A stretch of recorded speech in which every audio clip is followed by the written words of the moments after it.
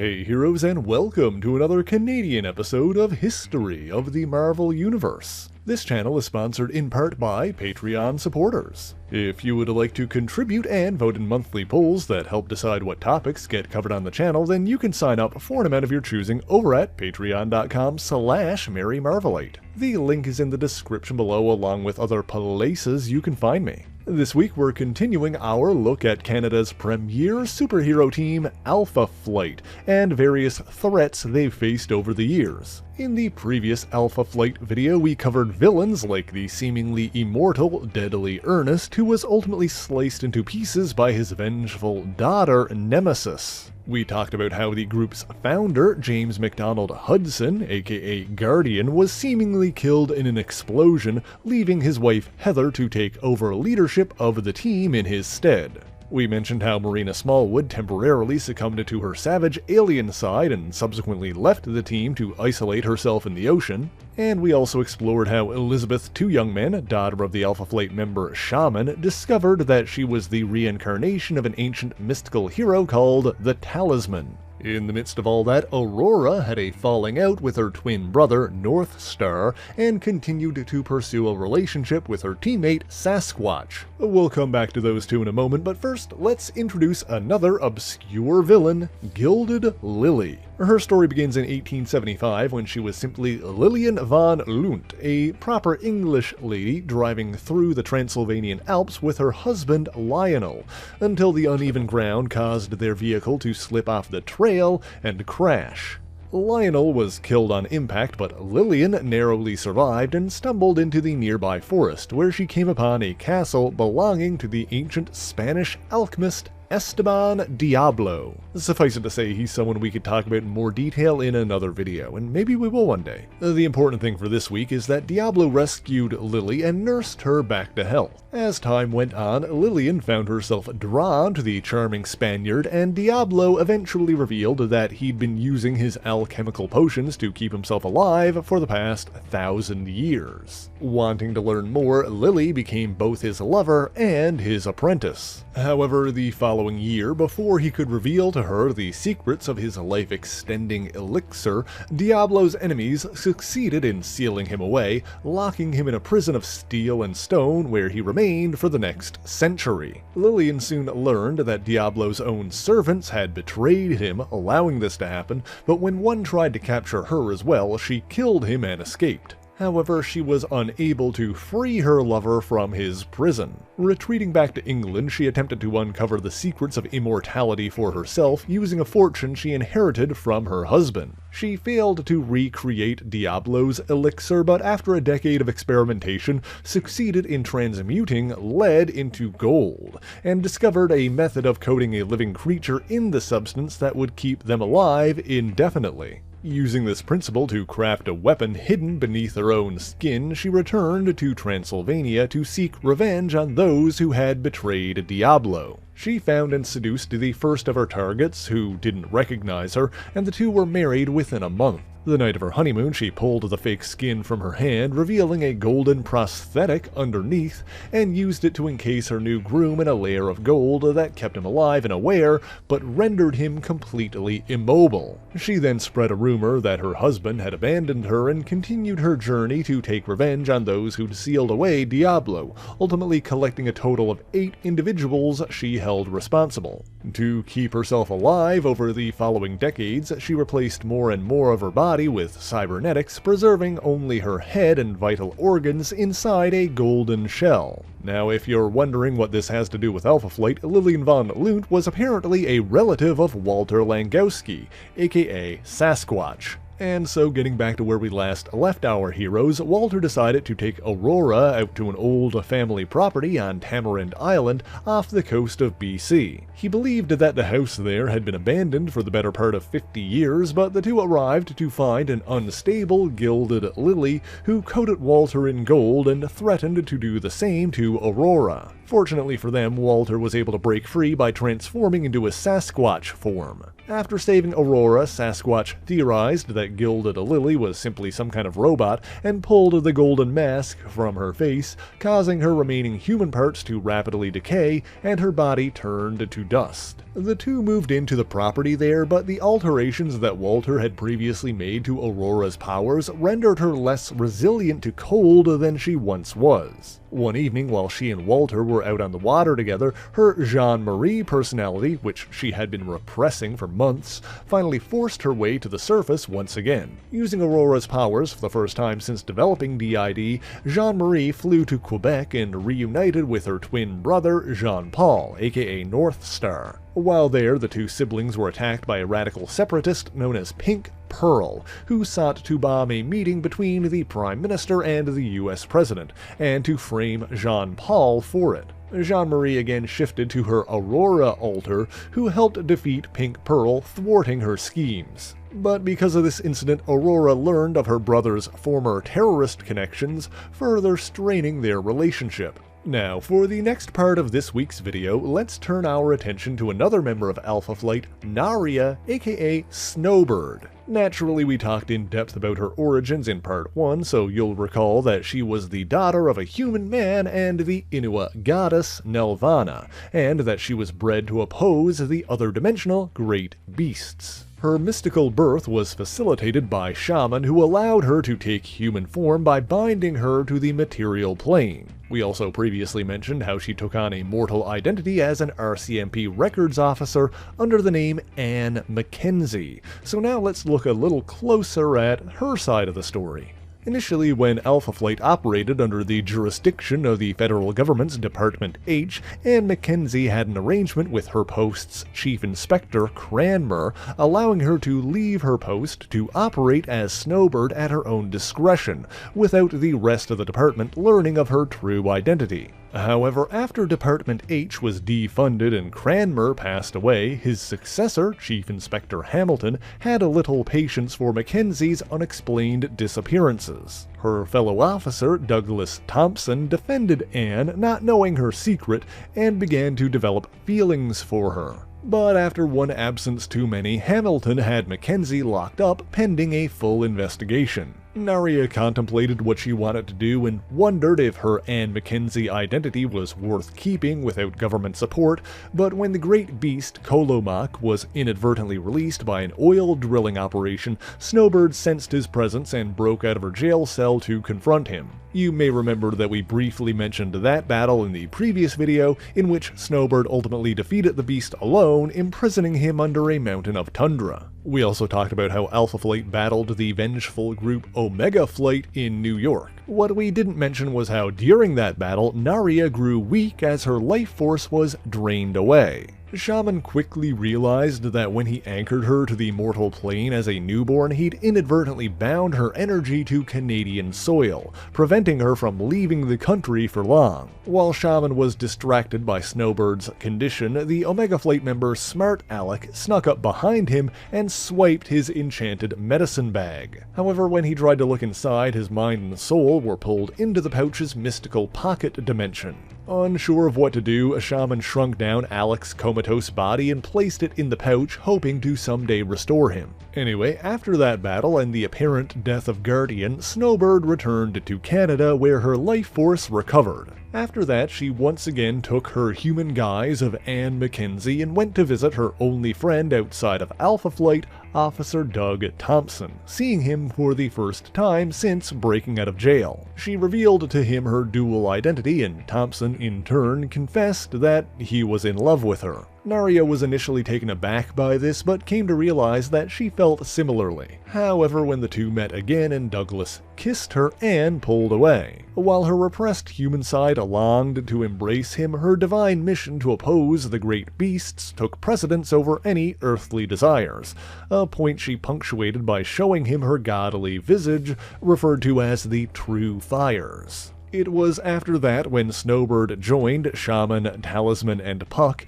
in a time travel adventure that we discussed last time, which brings us back to where we left off. By this point, Snowbird and Alpha Flight had encountered and defeated 3 of the 7 great beasts, Tundra, Kolomak, and Rannoch. But then one night Narya was mentally tormented by the Inuit gods, who accused her of being a traitor for neglecting to oppose a fourth great beast. You see, as explained in Part 1, when Walter Langowski first transformed into a Sasquatch via gamma radiation, he was mystically linked to the great beast Tanaraq, causing him to take on the beast's form. Unaware of this connection, Walter was able to control this form, but as time went on, Tanaraq's personality slowly grew stronger. The situation eventually came to a head when Sasquatch, Aurora, Talisman, and Puck battled an armored criminal named Caliber. While Caliber was ultimately defeated, Sasquatch was injured in the fight, leaving him vulnerable to Tanaraq's control. But after finally learning of their connection from the Inuit, Snowbird intervened and attacked.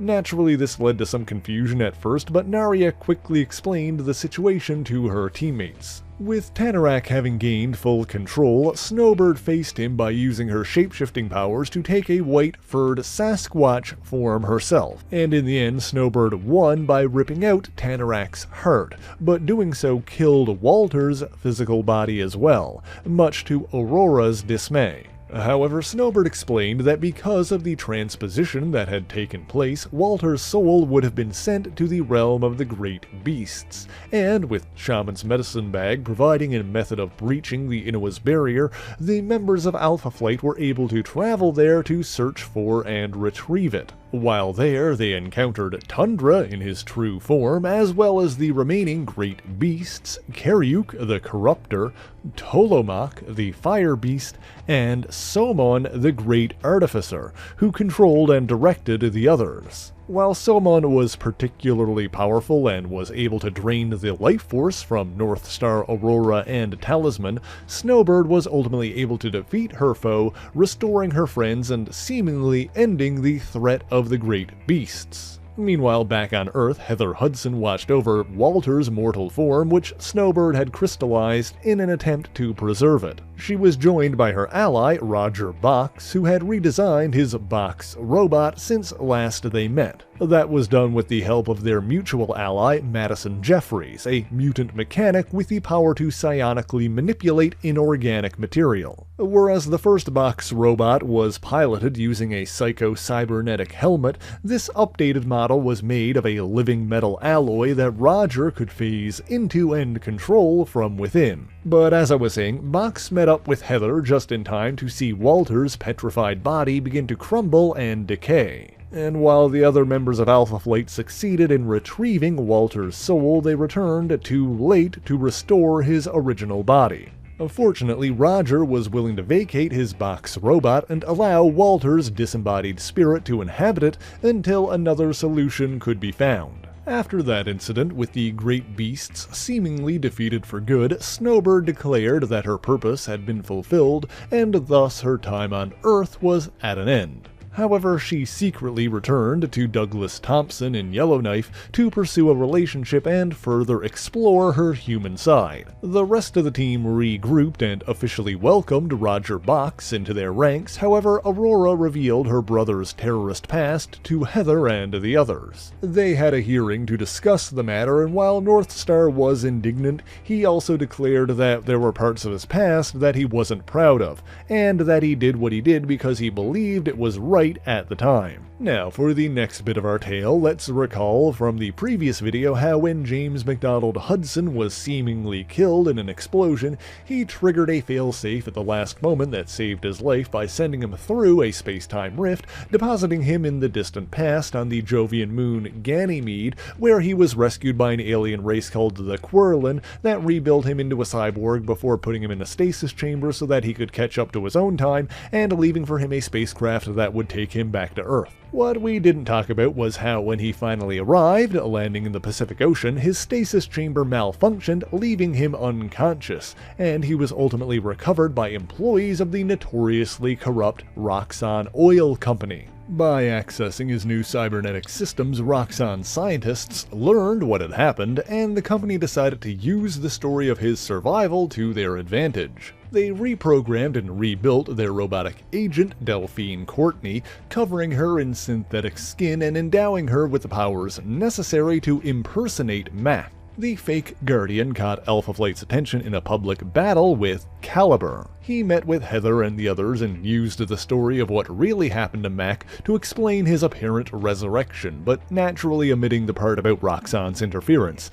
instead claiming that he'd washed up on shore after returning to Earth. Anyway, the fake Guardian observed Alpha Flight, eventually putting his plan into effect by isolating Heather, Puck, Talisman, and North Star at a West Edmonton mall before attacking each of them with the surviving members of Omega Flight, Diamond Lil, Flashback, and Wild Child. Meanwhile, Snowbird sensed that her friends were in danger and rushed to rejoin them. This situation came to a head when the fake Guardian learned what happened to Smart Alec and stole Shaman's medicine pouch. However, in his failed attempts to retrieve him, he turned the bag completely inside out, causing the mystical void within to begin spilling outward, threatening them all. To prevent the void from consuming the planet, Shaman sent his daughter, Talisman, into it, promising to pull her back out once she started restoring the pouch to normal. While she did succeed in her task, Shaman was interrupted at a critical moment by the fake Guardian, who threatened to snuff out Snowbird. Shaman briefly turned his attention to his foster daughter, saving Snowbird's life, but because of this,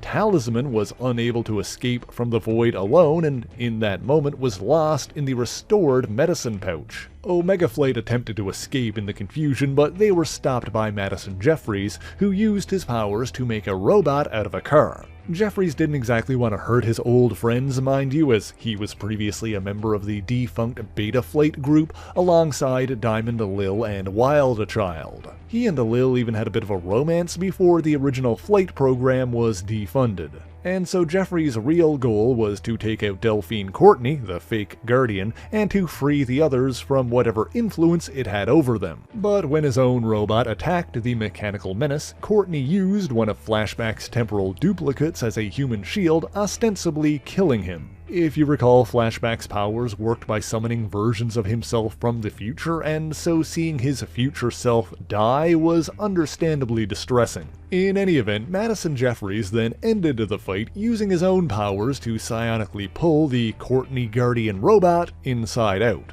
Back inside of the mall, the Beyonder showed up because this whole conflict occurred during the Second Secret Wars, in which the omnipotently powerful but childishly naive entity was faffing about on Earth. We've talked about the Beyonder on the channel before, so refer to my video on the Molecule Man for more details. In this instance, the Beyonder approached Alpha Flight because he wanted to use Shaman's medicine pouch to obtain a ring that he could give to the mutant singer Dazzler as part of an attempt to understand the concept of love. He didn't exactly give Shaman a choice in the matter, but repaid the favor by temporarily increasing the size of the bag to retrieve Talisman. However, she was furious with her father for breaking his promises, failing to save her, and burdening her with an enchanted headband that couldn't be removed. In an understandable fit of anger, she quit the team and magically teleported the others, including Madison Jeffries, back to their base in Vancouver. Meanwhile, in the midst of that whole conflict, Roger Box was back at the base, scanning other dimensions to try and find a suitable body for Walter. In doing so, he located a dimensional nexus called the Crossroads, in part due to secret interference from the Beyonder. He discovered what seemed to be the perfect vessel for Walter, a humanoid body with very little detectable brain activity. Using a device resembling a fishing rod, Box, Jeffries, and Langowski projected a cohesive stream of epsilon particles that connected with this new host body through a dimensional warp, sending Walter's soul into it. However, Walter soon realized that the body he'd inhabited was that of the Incredible Hulk, and by taking it he'd forced out Bruce Banner's soul. As for why the Hulk was trapped in the Crossroads in the first place, we discussed that in our video on the UFOs, so refer to that for more details. In any event, while Banner was more than willing to let Langowski have his body, since he seemed to have complete control over the Hulk, Walter was unwilling to doom his old friend to die, and sacrificed himself by vacating his form and letting his own soul drift away while Bruce rejoined with the Hulk. However, when Box and the others then pulled what they thought was Walter's new body out of the rift, they were immediately attacked by an angry Hulk. Smashing his way through the heroes, the Hulk escaped their headquarters and started rampaging through Vancouver. In this moment, Northstar tried to comfort his sister for the loss of her lover, shedding tears for her despite his previous disapproval of their relationship. This act of solidarity seemed to go a long way towards mending their own strained relationship. The twins quickly joined the other remaining members of Alpha Flight in defending the city against the Hulk. Despite having no powers of her own, Heather Hudson also leapt into action, commanding and coordinating the others. In the end, Snowbird succeeded in driving the Hulk southward towards the United States, where she was unable to follow. In the aftermath of that conflict, Alpha Flight's former government liaison, Gary Cody, arrived to give the team good news. With the latest change in administration, the federal government had agreed to reinstate Alpha Flight's funding. With that, Heather and the remaining members relocated to Walter's family property on Tamarind Island, converting it into their new base of operations. After that, Heather sought to learn more about her newest teammates, which led her to find out about Madison Jeffries' mentally unstable brother, Lionel, aka Scramble. Whereas Madison could psionically manipulate metals and plastics, Lionel could do so with organic material, although his inability to restore the dead drove him to madness during his time at war. After escaping from confinement and attacking the hospital, Scramble briefly clashed with Alpha Flight. He went to the morgue and tried to resurrect the dead, and while he failed, Madison was ultimately able to help his brother use his powers to treat his own instability. However, one reassembled corpse did rise again, that of the nigh immortal Deadly Ernest. Naturally, his return caused his vengeful daughter, Nemesis, to resurface. In the ensuing battle with Alpha Flight, Ernest was able to use his deadly touch on several of the heroes. While Nemesis was able to use her own mysterious abilities to keep their bodies in a semi-living state, she entrusted her onyx blade to Puck, allowing him to strike down her father. While having his head cleaved from his body wasn't enough to kill him, getting hit by a train in that state seemed to finish the job. With her father finally dead, Nemesis was able to use her sword to return the stolen life force of his latest victims, restoring them to life. Her mission of vengeance completed, Nemesis allowed her own unnaturally prolonged life to come to an end, and crumbled to dust, leaving behind her Prometheum soul sword. In the midst of those conflicts, Roger Box and Madison Jeffries were also working on repairing and restoring the Guardian suit that was worn by Delphine Courtney. They ultimately succeeded in creating a new battlesuit for Heather, allowing her to adopt her husband's old identity, Vindicator. With that, she was able to not just coordinate and command the team, but fight alongside them in battle. But if you want to know about what battle she fought in, you'll just have to let me know in the comments, because that is all the time we have for this week. And so let me say thank you so much for watching this video. If you enjoyed it, be sure to leave a like, subscribe to the channel, and share it on your favorite social media. As always, the issues referenced in this video are listed in the description below if you would like to read them for yourself, as well as links to other places you can find me. Let me give a special shout out to all of my Patreon and Ko-fi supporters, Twitch subscribers, and YouTube members who help make the channel possible. By signing up for any ongoing amount on any of these platforms, you'll get your name in these special thanks here, not to mention helping to pay my ever-increasing rent, but Patreon is the one that helps determine what topics get covered on the channel via monthly polls. That being said, if there is anything in particular that you want me to talk about, be sure to let me know in the comments. Seriously, that's how I get new options to put on the patron polls, so there's a real chance that your suggestion will get voted on. But anyway, that is indeed all I have for you this week, and so until next time, true believers, Excelsior!